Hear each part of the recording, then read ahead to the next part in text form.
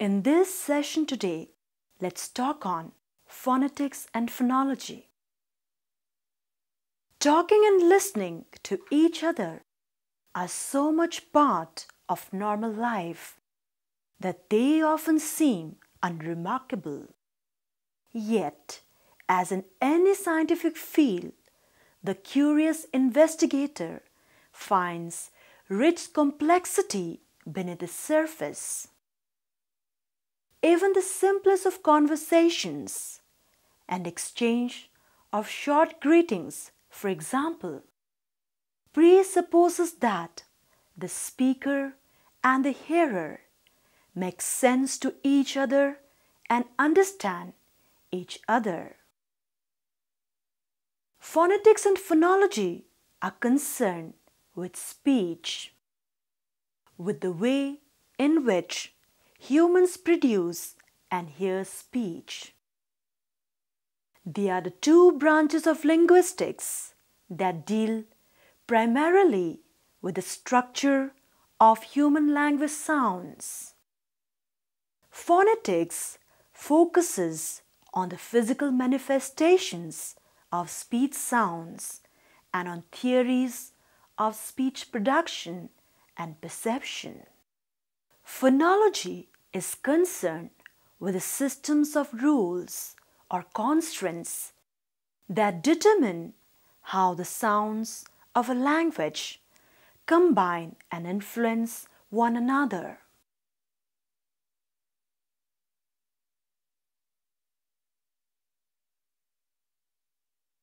There are three branches of phonetics. They are articulatory phonetics, acoustic phonetics, and auditory phonetics. Let's talk about articulatory phonetics. Articulatory phonetics is a branch of phonetics which focuses on the human vocal apparatus and describes sounds in terms of articulation and the vocal tract. Acoustic phonetics studies the sounds of speech through the analysis of speech waveform and spectrum. Auditory phonetics studies the perceptual response to speech sound as reflected in listener trials. Our discussion will be limited to articulatory phonetics, that is, to the nature of human sounds as they are produced by the vocal apparatus.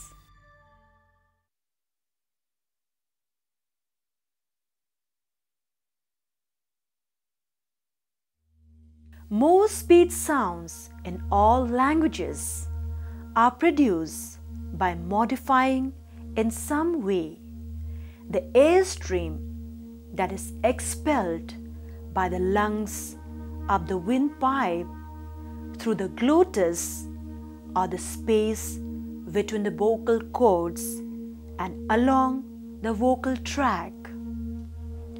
The vocal tract comprises all the space leading from the larynx up to the lips and nostrils and may be thought of as a bent pipe.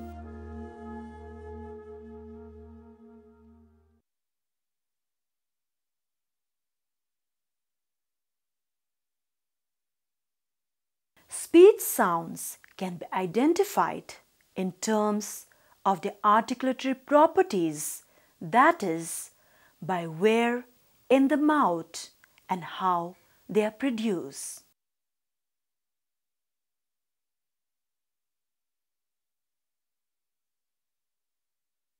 Consonants are sound produced by partially or completely blocking air in its passage from the lungs through the vocal tract.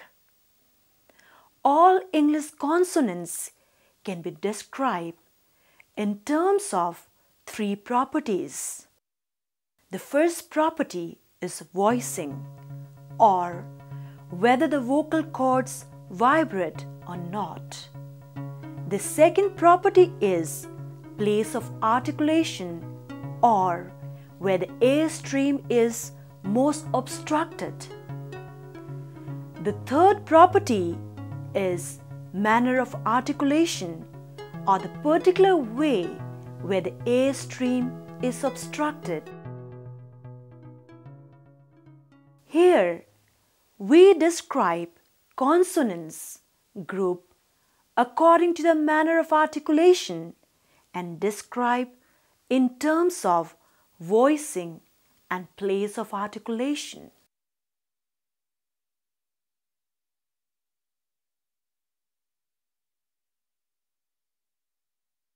The principal stops of English are p, b, t, d, k, g. P and b are bilabial stops, which means in the production of these sounds, air is built up behind the two lips and then released.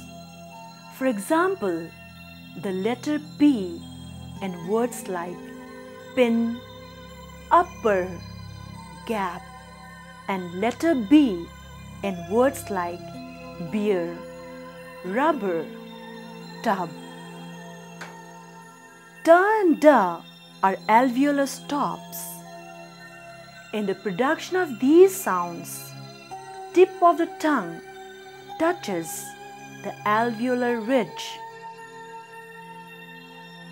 As in the letter T in words like tub, attend, potato, and letter D in words like day, modest, bat.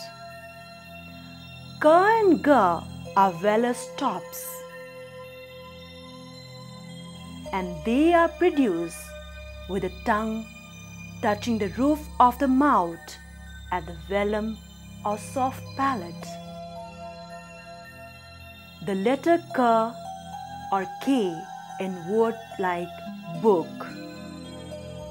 P, T and K are voiceless sounds, which means in the production of these sounds, the vocal cords do not vibrate, whereas in the production of sounds such as B, D and G, vocal cords vibrate, hence they are known as voice sounds. In addition, many languages have a glottal stop. It is pronounced by using the glottis to completely but briefly block the air from passing in the throat.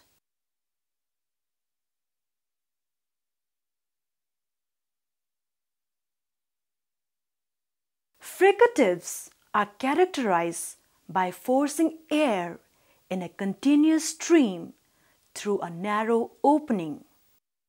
In English, there are 9 fricative consonants. F and V are labiodental fricatives. That is, they are produced with lower and upper teeth. Th and D are dental fricative. Here, the main articulators involved are tip of the tongue and the front teeth. S as in word sick and Z as in word zoo are alveolar fricatives. The tip and the blade of the tongue is brought very near to the teeth ridge. Examples are letter SH as in word shoot and wish, and Z as of the final sound in word like beast and middle sound in words like measure are pronounced between the alveolar ridge and the velum, and these sounds are called alveopalatals. H is a voiceless glottal fricative. Here, the vocal cords are kept close together and the air escapes through the narrow glottis with audible friction. For example, the letter H in words like behind, beehive, etc.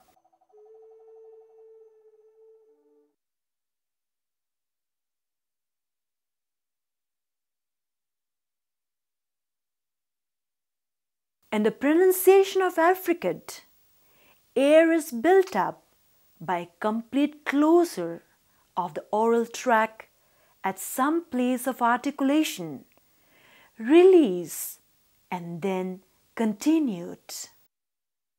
In English, there are two affricates, j as in letter ch as in words like jeep and church, and j or the initial g as in gin and gentle. Both are palatoalveolar.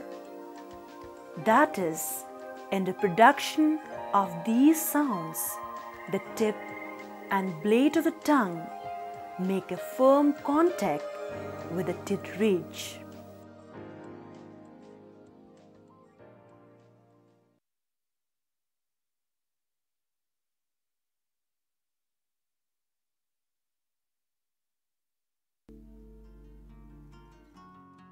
If the velum or soft palate is lowered at the back of the throat to keep open the passage into the nasal cavity, air can escape through the nose at the same time as it also emerges from the mouth.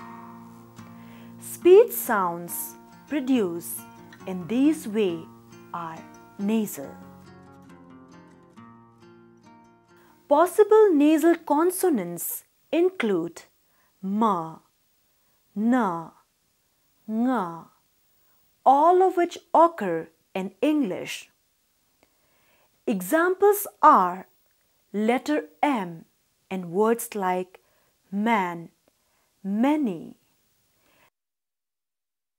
letter N in words like knife, knit, letter NG in sing, king, etc.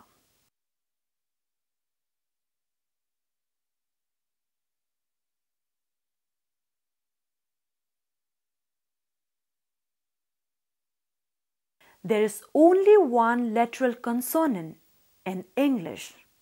It is the la sound. It is produced with a complete closure in the center of the vocal tract, the air escaping along the sides of the tongue. La is produced with the tip of tongue, making a firm contact against the tit ridge. The vocal cords vibrate. The sound thus produced is voice alveolar lateral. For example, the letter L occurring initially in words like life, lure, etc.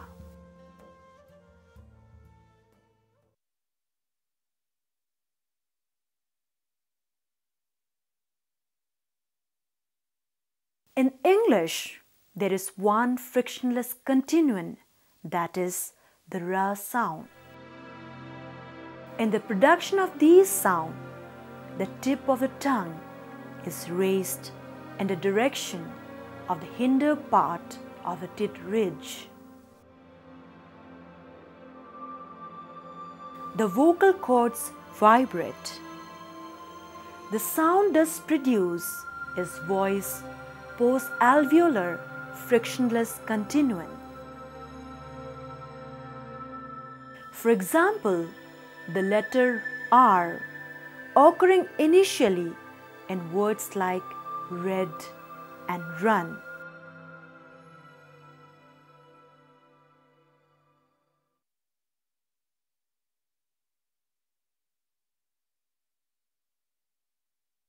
Now let's talk about semivowel sounds. A semivowel is a vowel glide to a more prominent sound in the same syllable. In English, there are two semivowels. They are y and w. Though these sounds are vowel-like in the articulation, they are classified as consonants because they do not function as a nucleus of any syllables. Y is voice palatal. During the articulation of y, lip rounding is anticipated if the immediately following vowel is a rounded vowel, as in words like you, yawn, etc. W is voice labiobellar. Examples are the letter W in west and WH in Y.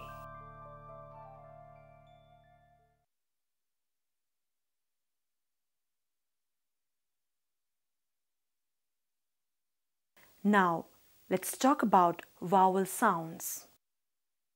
Vowels are characterized by the absence of obstruction of the air stream in the mouth.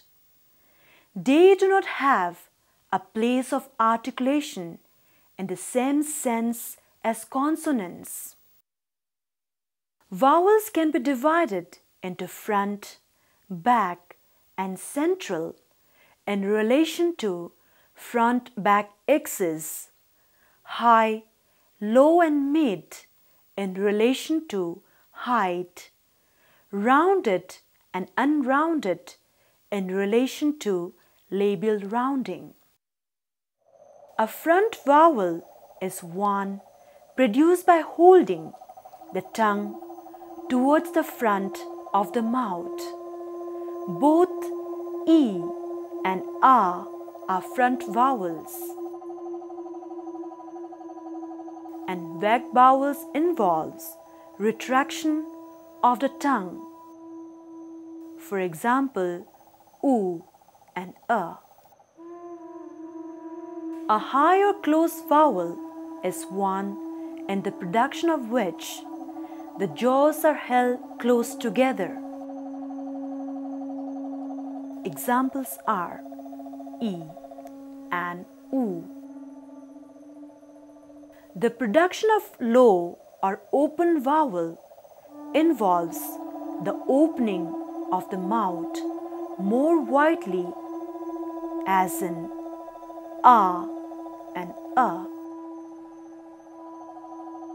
A rounded vowel is produced with the lips rounded, as in U, O, O. An unrounded vowel is produced without lip rounding, as in E, E, E, A.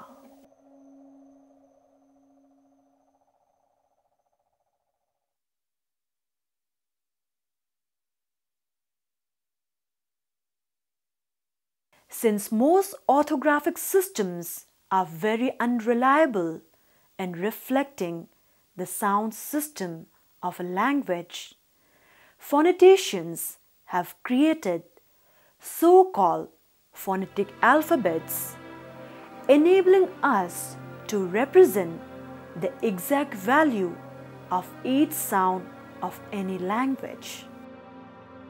This precise way of representing the pronunciation of language is called phonetic transcription.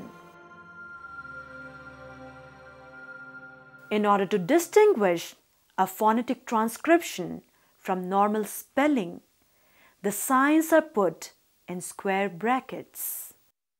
Bit, for instance, would be the phonetic transcription of the word bit.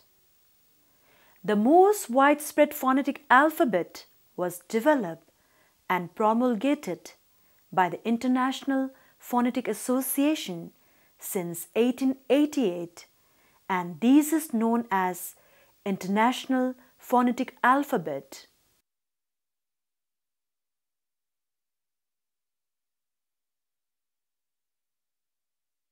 The term phonology is often associated with the study of higher level of speech organization.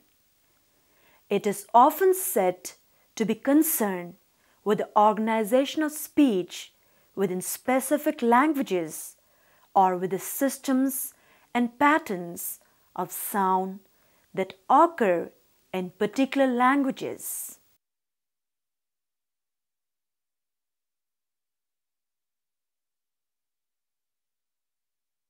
A phoneme can be defined as a unit, a rubric, a bundle of sound features, or the smallest contrastive linguistic unit, which may bring about a change in the meaning. Phonemes of a language can be discovered by forming minimal pairs, that is, pairs of words are different only in one sound segment. The series of words bat, bat, cat, hat, sat, dat, mat supplies us with 7 words which are distinguished simply by change in the first element of the sound sequence. These elements of contrastive significance are called phonemes.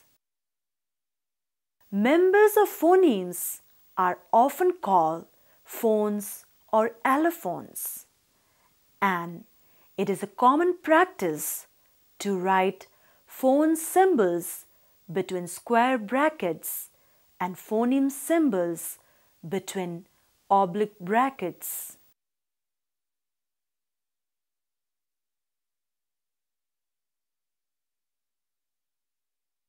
An allophone is a speech sound which is one of a number of variants of a phoneme. The concept of allophone can be explained clearly with these examples.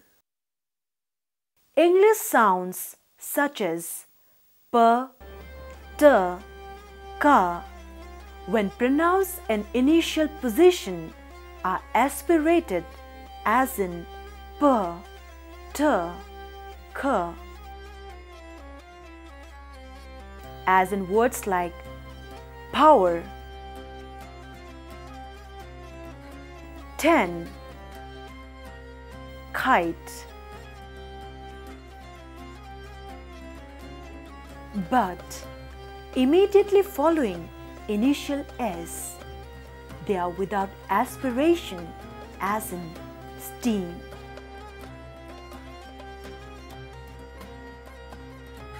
As aspirated t and unaspirated t cannot replace one another in the same environment in English, they are considered as phonetically different sounds belonging to the same phoneme. Thus, t and t are allophones of the phoneme t.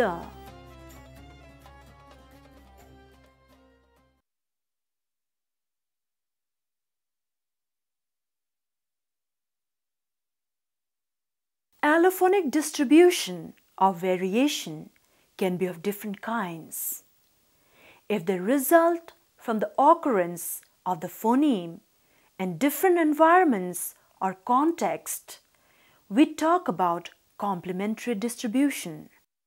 For example, in the word pill, the voiceless plosive p is followed by a stressed vowel and is in the syllable initial position.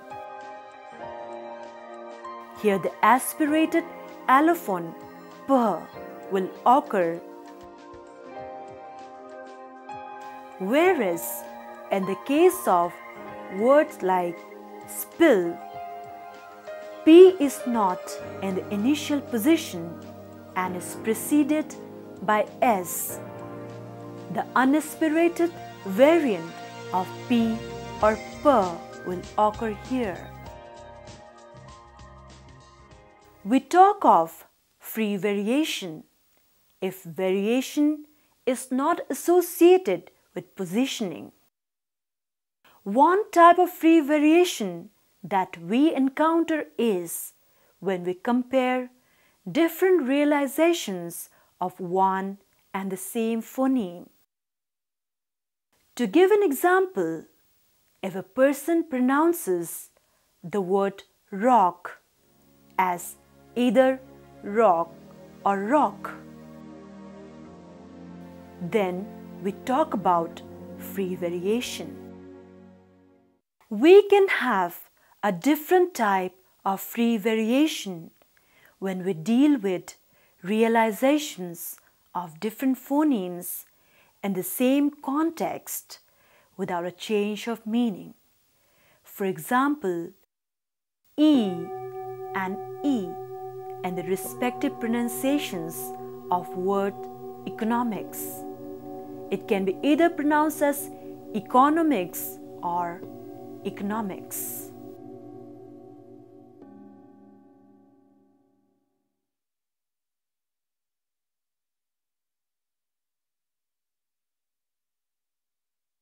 Although language systems are, to a very considerable extent, independent of the medium in which they are manifest, the natural or primary medium of human language is sound. For this very reason, the study of sound, that is, phonetics and phonology, is of central importance in linguistics.